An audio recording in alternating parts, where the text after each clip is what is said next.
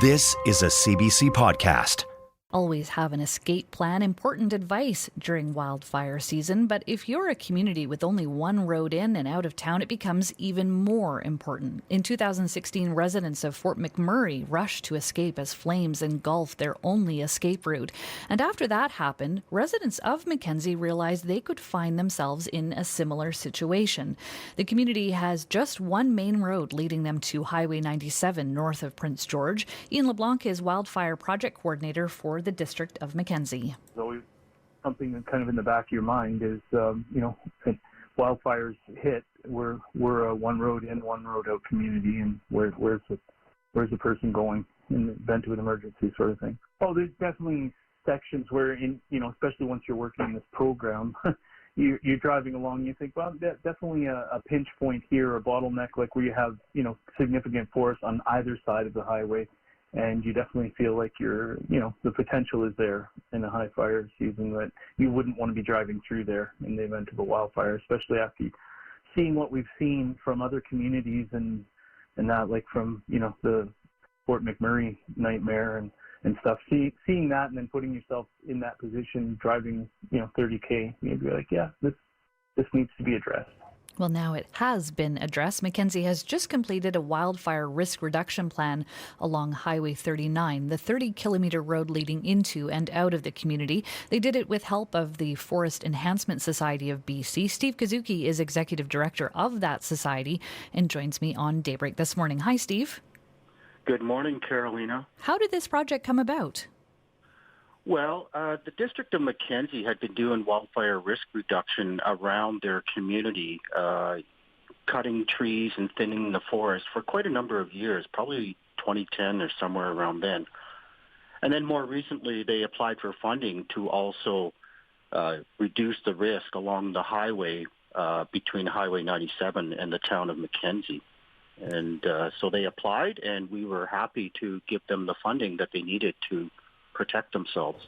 And what is some of the work that can be done to make these roads less susceptible to wildfire? Well, the roads and any forest near important values like homes where people live or schools and institutional buildings. In Mackenzie, they were very concerned about maintaining their power supply in the case of an emergency, water, communication towers, and safe places.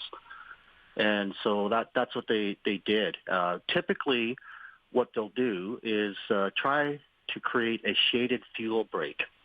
And what that means is an area that they thinned out the trees and reduced the amount of wood.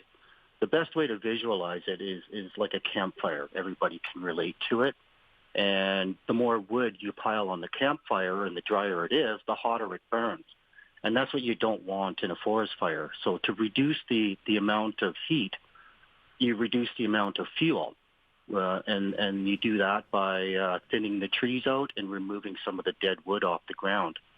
And strategically, the best thing you can do is try to keep the fire on the ground as much as possible. So if you can imagine a forest fire is just creeping along slowly along the ground, the firefighters can deal with that, and it's safer. But if the fire gets into the tops of the trees and it starts running from one tree top to another, then that's a very risky and dangerous situation. And so, try to reduce the amount of trees, increase the space between the trees, and reduce the chance of the fire getting into the tops of the trees. That's the strategy. And so with that in mind, with the trees that you're getting rid of or that deadfall, what are you trying to encourage in their absence? Well, you're trying to create a bit of shade. So, and this is common through many areas of British Columbia and the science, is that rather than removing all the trees, if you can leave some trees to create some shade, there's more moisture and humidity, and it slows the fire down. And it reduces the intensity, and it's safer to have what they call a shaded fuel break, with less fuel, but leave some trees for shade if you can. And that's what Mackenzie has done. We know sparks can travel long distances. How far on either side of the road do you need to be doing this, creating these shade breaks? Is this 1 or 2 kilometers or just a few hundred meters? Well, they typically target between 1 and 300 meters, and I think Mackenzie tried to do 300 meters in their field break, and that's fairly common. The idea is not to eliminate the fire, because that's just not possible. We've seen fire jumps the Fraser River, for example, or paved highways. And so what we try to do is just reduce the intensity, how hot that fire burns, so it gives the crews a better chance to protect the community. And Mackenzie certainly isn't the only community that is facing this significant issue. What should other municipalities be doing to ensure they also have a fire-resistant evacuation route? Well, I believe that almost every community does have a community wildfire protection plan. So that's kind of a formal plan where they assess the risks, they identify the features that they want to protect, like the buildings and electrical substations, water supply, communications, emergency evacuation, and access, which is important for emergency crews to get into the town if need be. Then they identify the areas that need to be treated, where the highest risks are, and that's what they've done. And almost every community has a plan now, and what many are doing, though, they're in the process of actually going in, cutting the trees and reducing the fuel and reducing the risk and protecting the people and infrastructure.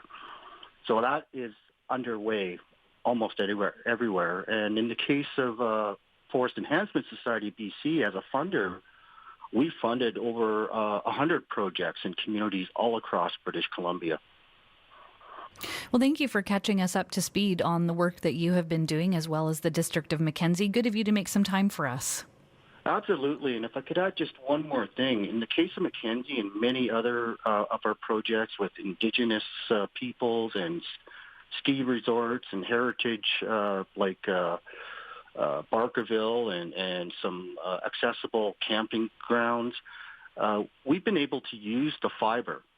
And that has a huge climate change benefit. So instead of piling the waste wood and burning it, creating greenhouse gas emissions, we're often able to use it in pulp mills or pellet plants or electrical cogeneration facilities and make green energy. And so that's an added bonus for many of these projects. It's not only protecting the community, enhancing wildlife, improving recreational opportunities, but we're also taking action on climate change by using this naturally occurring organic material to create green energy. And so we're very proud of that. And Mackenzie should be proud of the work that they've been doing as well. Well, thank you again for sharing it with us this morning, Steve. You're very welcome, Carolina. That's Steve Kazuki, Executive Director of the Forest Enhancement Society of BC. For more CBC podcasts, go to cbc.ca/podcasts.